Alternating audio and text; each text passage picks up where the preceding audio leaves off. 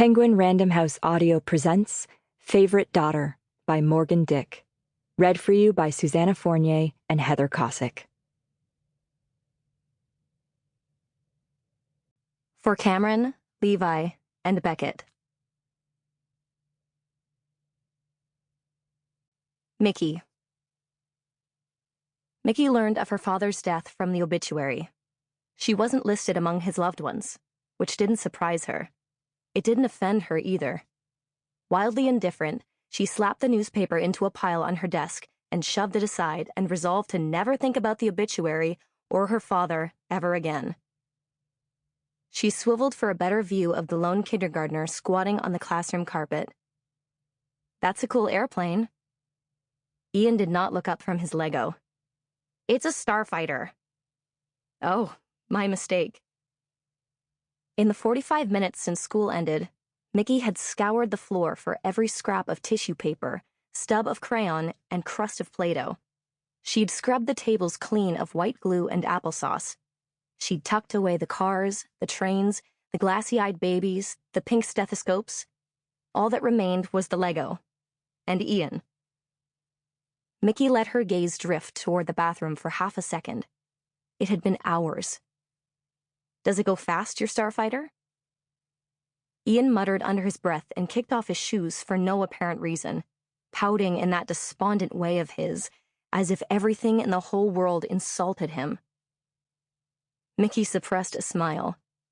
This kid was quite possibly her favorite. From the doorway came a clopping of boots and a jangling of keys. Mickey spun, searched the battle-worn face of Jean Donahue, school principal, and found a frown. Damn. "Hi, Miss Morris," Jean said, her voice as full of artificial sweetness as the can of Diet Coke she toted everywhere. "Hi, Ian." Ian shot her a glare and returned to his Lego. He was definitely Mickey's favorite. After traversing the classroom and perching on the edge of Mickey's desk, Jean gave a tiny shrug that confirmed the worst. It was time to call the cops. "No answer on her cell?" Mickey asked. "I tried it 4 times. Mickey felt the cold trickle of disappointment. "Let's give her 10 more minutes. She deserves that much." According to Ian's file, his mom was 20 and his dad was nowhere. Jean threw back the last of her pop and crunched the can in her fist. Foundation had caked in the crinkles around her hard gray eyes. "It's school policy." Easy excuse. Yes, Ian's mom should have been here at 3:50 with all the other moms. She should have greeted Ian outside the classroom with a hug and a kiss and a specially prepared snack of apple slices and peanut butter. But this situation wasn't her fault. She was probably stuck working overtime at a waitressing job she hated, but couldn't quit because her landlord had raised the rent by 35%. And now Jean wanted to involve the cops? Mickey thought of her own mother and the 1-bedroom apartment they'd shared all those years. Empty fridge, lights that only sometimes turned on. All because her father... No, she wouldn't go there. She wouldn't think of him, of the newspaper now neatly tidied away as if it were completely unremarkable, nothing more than fodder for papier-mâché projects. Mickey took a deep breath, which did nothing for the blood thumping in her ears or the sudden tightness in her throat. His mom's having a tough time. "I'm having a tough time. I've got date number 3 with the accountant tonight." Jean tossed her empty Diet Coke into the recycling bin beside Mickey's desk, where it clattered to the bottom and fell silent. "Date number 3? I need to leave." Mickey couldn't believe this, except that she totally could. Jean was nearing retirement and spent much of the workday watching TikTok videos of people cutting into ultra-realistic cakes. "Go ahead, I'll stay." "I can't let you do that." "It's no Are you sure?" Jean whipped off her lanyard and dropped it beside Mickey's laptop. "Here are the keys. You're a saint. Seriously, you were put on this earth to teach kindergarten." This was a fact. Mickey had the face of a kindergarten teacher, heart-shaped and plain, with a broad forehead and wide-set eyes that evoked a certain wholesomeness.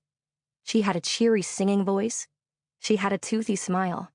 She had the patience to stuff 26 pairs of hands into 26 pairs of mittens. Kindergarten was her calling, her destiny, the single reason she hadn't yet expired in a ditch somewhere. "I'm giving you a raise!" Jean let out a bark of laughter. "Except that I can't. If I could, I would. You know that." The pay was insulting, and Mickey's expenses were high. Speaking of which, I might use the bathroom before you go? Of course, of course. Mickey snatched her purse off the desk and tipped her head at Jean knowingly. That time of the month, which could easily have been true.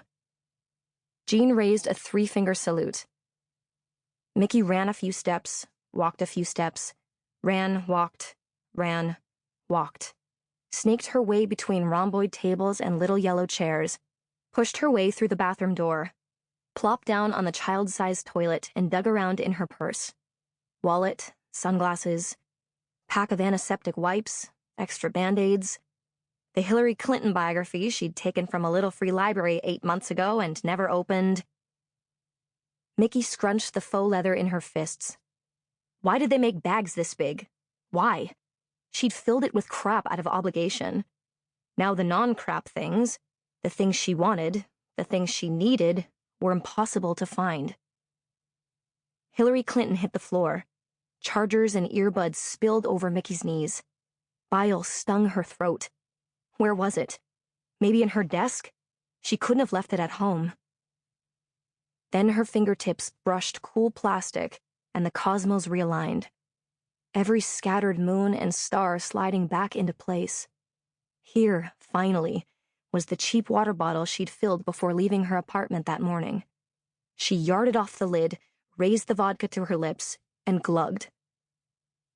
A bulb flickered in the ceiling, its lights shrinking and swelling and shrinking again. Here came that blissful sense of focus. Mickey felt calm, attuned, like she'd developed microscopic vision.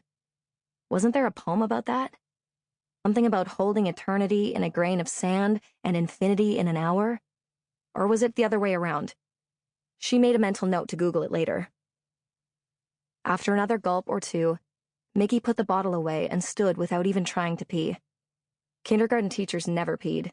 They'd evolved past it. Back outside, Jean was gazing at her phone with wonderment and delight. "Can you believe this is a cake and not a ski boot?" she asked, showing Mickey the screen. "I can't." Mickey contained a burp. Jean started shuffling away. "Don't wait more than half an hour." Then it was just the two of them. As Ian made another starfighter, Mickey sat calmly at her desk and thought rational thoughts. It was bad, minding a child under the influence of alcohol. Mickey knew it was bad. That's why she never did it. Ever. Except for this once. She'd had a rule since teacher's college. Not a drop of liquor until the bus ride home, which, the gnawing sensation in her gut reminded her, was supposed to be right now. And wouldn't it be even worse to call the police? To launch Ian into the swirling vortex of the child welfare system? Most foster parents were kind and well-meaning, Mickey had no doubt. But even if Ian ended up with someone good, someone who appreciated his creativity and enjoyed hearing his many facts about space travel, that person still wouldn't love him like his mom. Today would live forever in his memory as the day he was taken. Apprehended. That was the term. No. Better to sit and wait. Mickey hugged herself. She wasn't thinking about the bottle in her bag, or how much she wanted another sip. She definitely wasn't thinking about her father.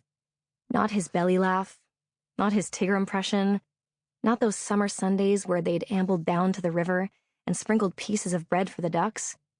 He liked being outside, Mickey remembered. He liked lying under tall trees and pruning those bushes in the yard, the ones with the puffy white flowers. Mickey flinched. Her butt cheek was vibrating. Unknown caller. 3rd time that day.